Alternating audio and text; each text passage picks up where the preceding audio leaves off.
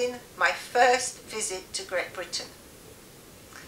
I had, well, my father had found me a pen friend. This young lady, Diana, lived in Lincoln. I think her father worked in the same company than my father. It was Thomson Houston. So through work, my father found the name of this gentleman. So my parents, I was only 14, they therefore decided they were going to bring me to Lincoln. Now my father loved the sea. He'd done merchant navy, then during the war he was in the French Navy along the coast of North Africa, so he loved the sea.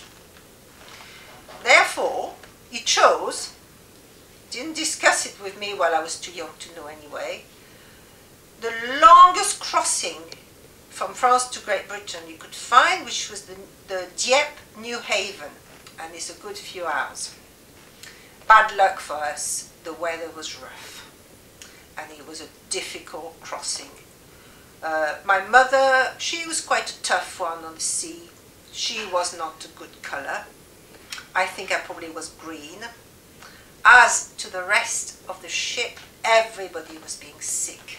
It was quite a sight. We ended up on the deck, because otherwise in the inside it was warmer because we were cold, but it just stank of vomit. There were sailors going back and forth with mops full of sick. So imagine you're feeling a little bit queasy. You've got the stench, the cold, and then we were on the deck. You had to be careful where you sat, because above, from the upper deck, people were being sick as well. There was a group of nuns doing the crossing. I mean, I know it was a bit cruel to laugh.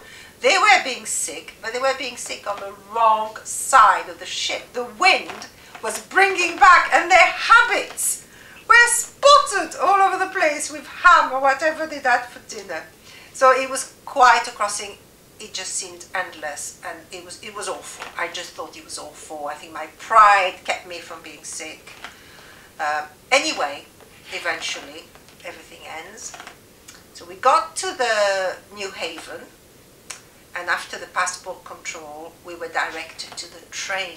Now I shall never forget the happiness, the joy to be in that train. And I don't think I can say that for trains today in Great Britain, but in those days the seats were covered. It was like a woolen tartan. It was so, apart from being attractive, it was so warm and cozy. And we were brought afternoon tea, and that was delightful. It was tea and fruit cake, and in those days there were slices of fruit cake. I think they were individually wrapped, like they used to sell them. It was again delicious with great big clumps of cherries in the fruit cake. And I have never forgotten, after the horror of that crossing, the delight of getting onto that train. So I suppose that was, yeah, that took us to London, and then we stayed in London for a couple of a day or so, and then made our way up to Lincoln. So that was my experience of this crossing, which has remained a very strong lesson for me. I thought, never again shall I do a long crossing across the channel. Not for me.